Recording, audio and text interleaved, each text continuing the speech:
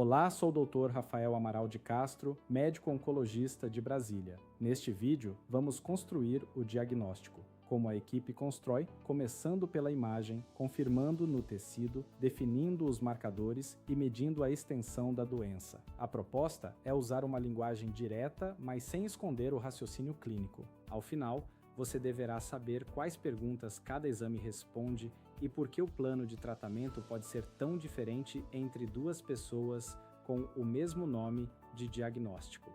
Em 2022, mais de 2.300.000 mulheres receberam diagnóstico de câncer de mama no mundo e ocorreram mais de 665 mil mortes.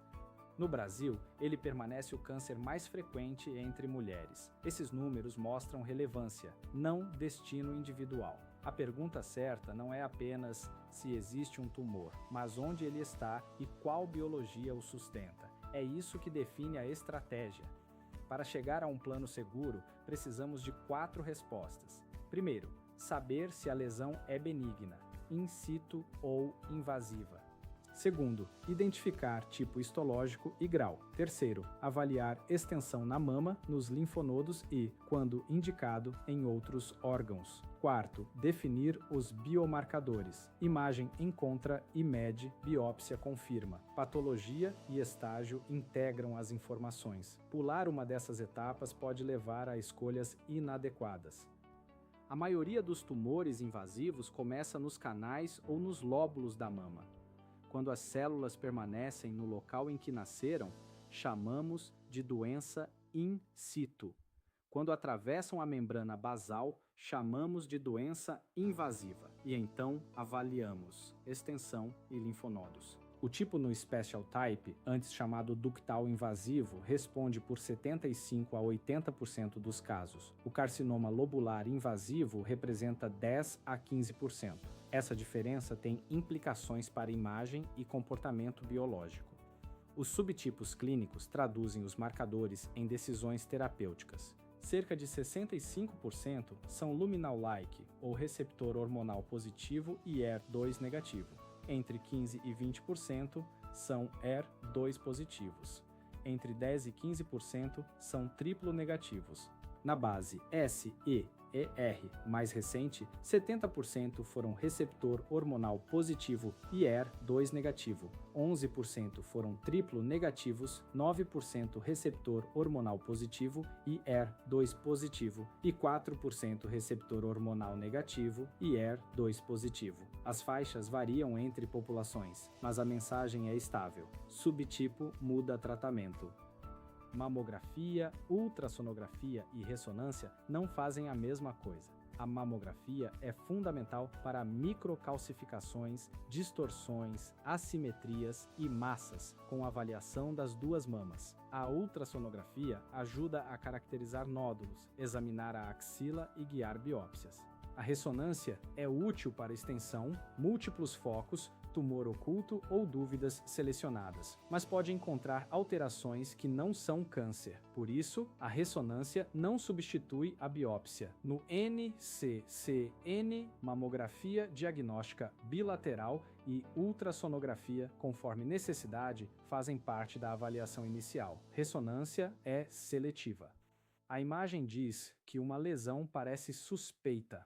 A biópsia responde se ela é câncer e, se for, qual é o tipo e quais marcadores o tumor apresenta. A amostra obtida por agulha permite avaliar histologia, grau, receptores hormonais e ER2 antes de decidir o tratamento. Isso é especialmente importante quando se considera tratar antes da cirurgia. Também existe uma regra de segurança: imagem e biópsia precisam ser coerentes. Se um exame parece muito suspeito e a biópsia não explica a imagem, a equipe deve investigar novamente. O laudo anatomopatológico não é apenas uma confirmação de câncer.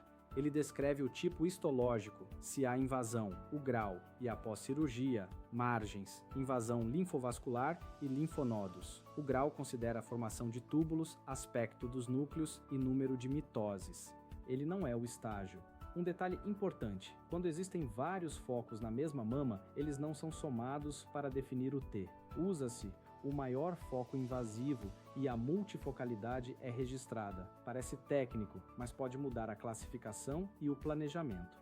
Receptores hormonais mostram se o tumor usa estrogênio ou progesterona como estímulo de crescimento. Quando presentes, medicamentos hormonais podem bloquear esse caminho. A diretriz ASCO e CAP considera receptor de estrogênio positivo entre 1 e 100% de núcleos tumorais positivos. Entre 1 e 10% existe a categoria baixo positivo.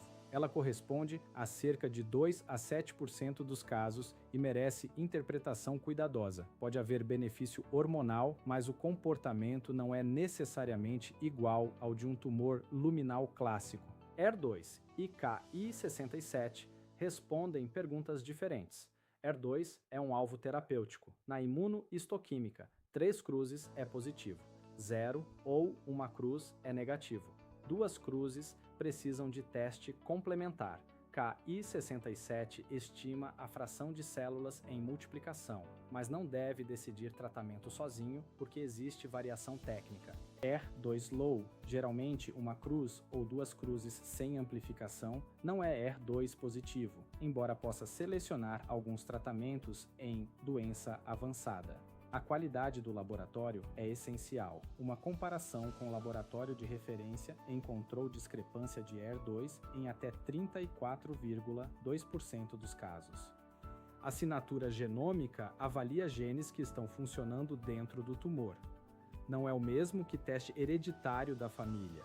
Testes como Oncotype, DX, MammaPrint, EndoPredict e Prosigna são mais úteis em situações selecionadas, principalmente tumores receptor hormonal positivo e HER2 negativo em fase inicial, quando a equipe precisa estimar risco de recorrência e provável benefício de quimioterapia. Eles não substituem biópsia, estágio, grau ou marcadores. No AJCC, um resultado de baixo risco pode refinar o estágio prognóstico patológico em casos elegíveis, mas não é obrigatório nem acessível a todas as pessoas. O estágio anatômico usa 3 letras. T descreve o tumor na mama, T1 até 2 cm, T2 acima de 2 até 5, T3 acima de 5 e T4 quando há pele, parede torácica ou carcinoma inflamatório. N descreve os linfonodos regionais. M descreve metástase à distância. Além disso, o estágio prognóstico acrescenta grau, receptores hormonais e HER2. Um ponto importante: linfonodo supraclavicular do mesmo lado ainda é doença regional, categoria N3 e não metástase à distância. Mais imagem não significa automaticamente melhor diagnóstico. Para a doença não metastática sem sintomas sistêmicos, o NCCN não recomenda estadiamento sistêmico de rotina. No MOC, estádio 1 assintomático, não recebe exames sistêmicos de rotina. No estádio 2A, cintilografia óssea e tomografias podem ser consideradas conforme o caso. A partir de 2B, sobretudo com tumor maior, vários linfonodos ou doença localmente avançada, tomografias com avaliação óssea ou PET-CT ganham importância. Marcadores séricos como CEA e CA15-3 não servem para estadiamento inicial. O PET-CT com FDG não é exame para todas as pacientes, mas tem valor concreto a partir do estádio 2B. Na diretriz internacional IANM e SNMMI, ele reclassificou o estágio em 19% dos casos 2B, 34% no 3A, 41% no 3B e 35% no 3C. Em estudo randomizado com 369 pacientes 2B ou 3, o PET-CT encontrou metástase em 23% contra 11% com imagem convencional. O PET com F. Esse é outro exame, reservado para dúvidas selecionadas sobre receptor de estrogênio em doença metastática.